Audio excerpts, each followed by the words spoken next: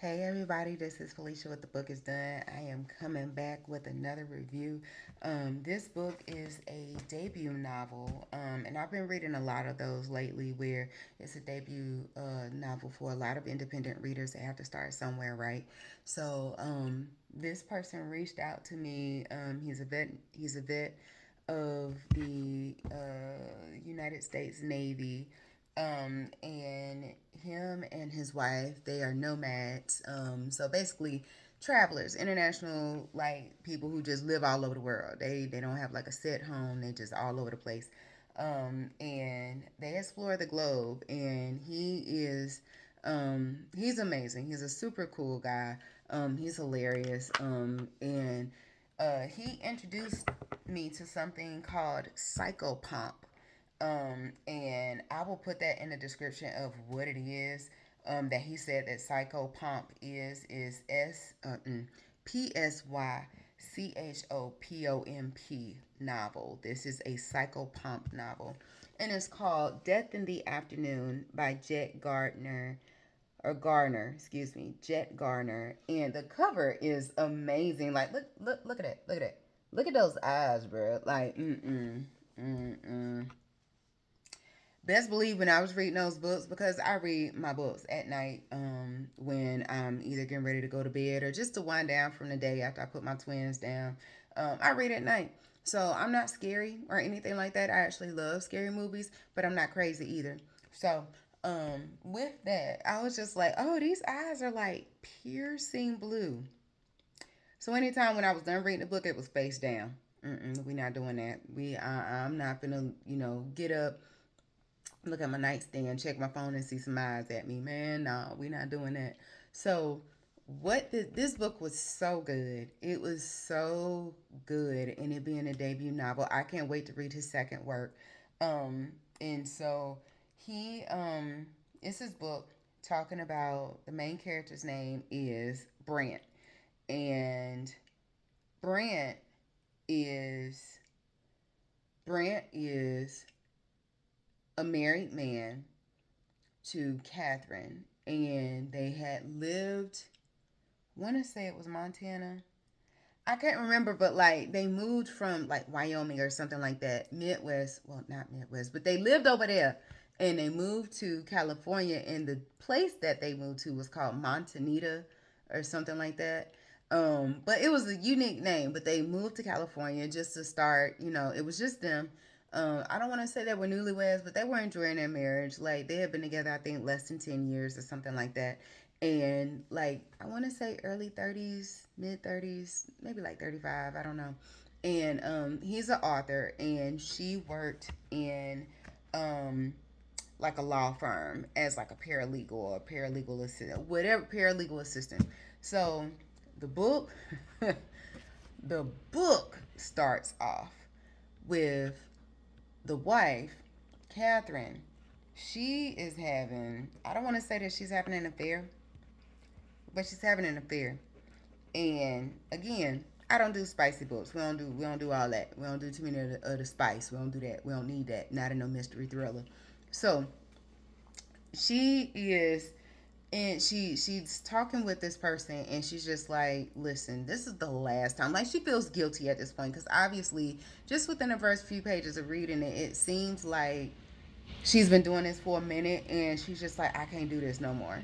No, she was in the wrong. What you married and cheating for? You understand? Like hey, different strokes for different folks, but still, she felt bad, and it was like, this is the last time that we're doing it. And indeed, it was her last time, because in the midst of the do,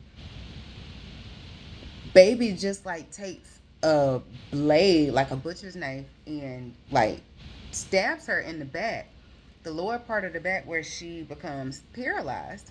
Still living, bro is still going at it. Like she's slowly but like not slowly but rapidly, but she's slowly like losing the feeling of her legs. She can't stand up anymore. She's falling down. He's just like, oh yes, it will be your last time. Bro kills her like off rip. Like she was just like, what's going on? Why are you doing this? He like puts the blade in her neck, like lights out. She was thinking lights out. That's opening of the book. So it's just like, oh snap, like what did I get myself into? So Brent comes. Brent is, and this is one of, I don't want to say one of the spoiler, not a spoiler, but like uh, I can't even think right now. A trigger. There we go. I'm definitely going to get this copy at Dunkin' today. But it's a trigger. Alcoholism. Um, there is, from what I just said, some sexual assault. You unknowingly walk into it. You know what I mean? Because it's literally within like the first 3 pages that you're coming into all of this, and it's just like, whoo, okay, cool. So you have that. You have alcoholism. And you do have some other aspects within the book.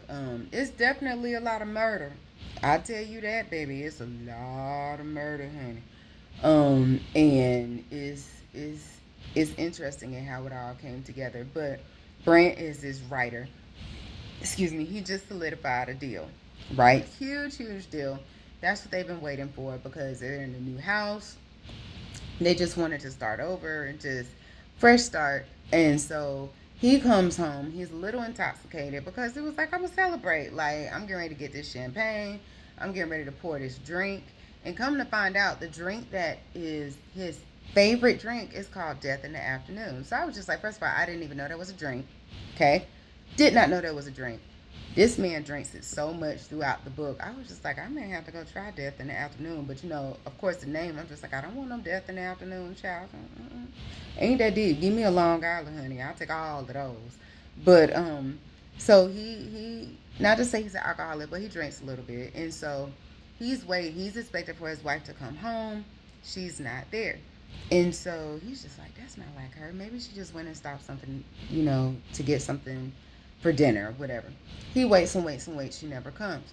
So all of a sudden, he's just drinking. He's drinking and drinking and drinking to the point where he's in a stupor. Like he's just drunk. And he gets a knock at the door. He opens the door, drunk now. But he's in his house, drunk. And it's 2 policemen. And they're just like, are you the husband of Catherine? And he's like, yeah. Now, mind you, he's drunk. So he can't be like, oh my gosh, what's wrong? He's just like, yeah, what's it to you? And so they tell him that she died.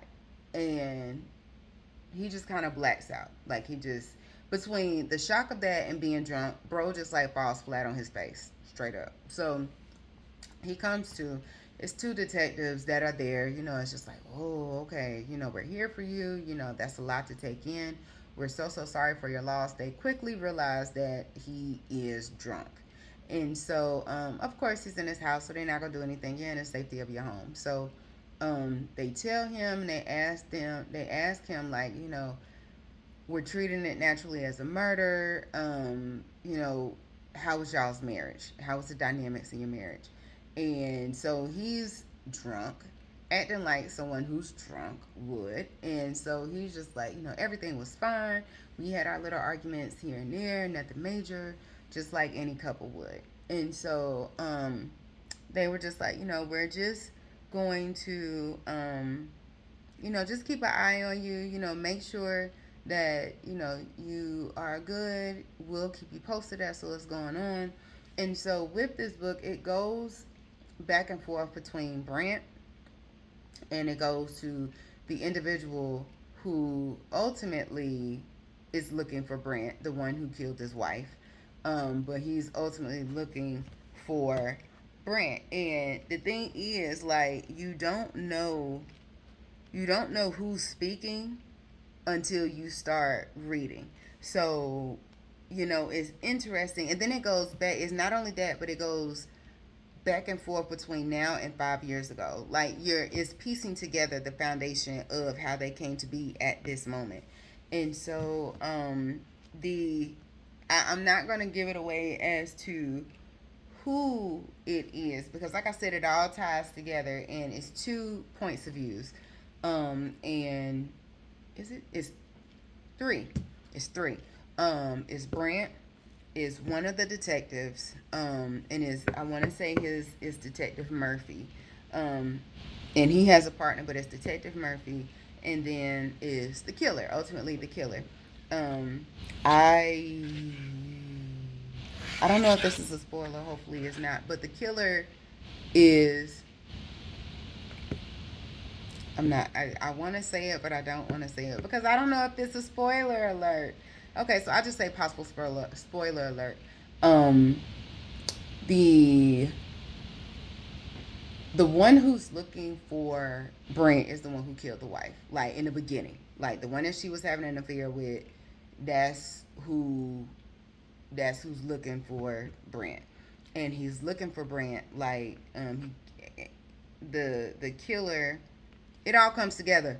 Doggone, just read the book. Because I feel so much pressure. I want to tell you everything, but I try not. I try to leave spoilers to a minimum, unless it was just so good, and it's just like y'all gonna have to get the book because I'm gonna spill all the tea. And so, everything definitely came to a closure. And Psychopomp is dealing with anthology and mythology and like the spiritual world, and it brings it all together because Brant ends up going down to Arizona to meet with a woman who is like of the Native American um, community down in Arizona. Like she has this dream, and she was just like, I need you to get here. And he's like, I have no idea who you are. How did you even get my number? Like, what the what? And it's all in a dream. And so, it's very interesting. But the biggest thing too that brings in the eyes is that, and this is still in the beginning. I want to say this is like the second chapter. Brant and Catherine's house burns down. Like somebody set the house on fire. And like, right? Like Brant is drunk again. And so there's this owl. Like it looks like it's tall as a person, and it has these piercing blue eyes and huge like crow like beak, and it reminds me of like this huge crow vulture owl human person. Like it's just, listen, you don't have to tell me nothing. You understand? If something don't look right, then I'm just like, okay, I'm out. I don't need to know what you're doing. I don't need to know why you're here. I don't care. I'm out. Like I'm the one that runs first and asks questions later if it needs to be asked. Like if you know what, more than likely has nothing to do with me. If I see somebody running, I'm running. If I see you when we get there, I see you. If not, I pray all the best. But I'm running. I'm not. I'm not. Oh hey, what's happening? Nah, I ain't been do all that. I'm running. And so, um, the owl, like, and the house is burning, like, or it's getting ready to like become engulfed in flames, and the owl is like, run, pretty much, you need to get out. And Brent is so discombobulated, but thank goodness he gets out, and the house like legit burns down. So the two detectives come back, and they're just like, there's some shady boo stuff, because how your wife end up dead, your house burned down, you drunk, stay drunk, you a little shady. And they looking at the husband, and the husband like, I have no idea what's going on. How did it go from the greatest day of my life, to the worst day of my life in a matter of 12 hours? How? If that, like maybe like 4 or 5 hours. And so, in all things, it is a book talking about survival. It's talking about growth, some betrayal, and it definitely has some nightmares in there because Brant has like these different visions and things of that nature. So it's not it's not paranormal by any stretch of the imagination, but it does have some interesting aspects of it. It reminds me of spirituality, some spirituality in that of the spiritual realm from an aspect of Native American, but it's not like Native American. Like the main character is not of Native American descent. He's of Caucasian descent, I believe. It really doesn't say, but you just kind of, pick up on different things that you're reading throughout the book. But and when I say Native American, like it's talking about reservations. The woman that he needs to go see, she goes by this name, and like when he gets down there to Arizona, like the person that he meets is of Native American descent. So it's just it's a lot that's incorporated into this book. This has a little over 300 pages, and I will say to definitely check this out. Jet has another book called Afterlife Experiences May Vary. And then he's actually coming out with a third book. Um, and I don't want to say August, but September is definitely going to be this fall. I will definitely be getting that. Hopefully he'll ask me to read it because I will definitely read it. But again, this was Death in the Afternoon by Jet Garner. And y'all should go and check it out. He is, of course, you can buy the book on Facebook. Facebook. He's on Facebook. But you can go and buy his book on Amazon. You can follow him on Facebook. He's really, really cool. And like legit, him and his wife do be traveling. Like just in the short while that I've known him, and I've had this book maybe like a month, maybe going on 2 months. They've gone to at least 4 or 5 different countries minimum. Like they've been to Israel. I think they were backpacking through. I know they were in Italy at one point.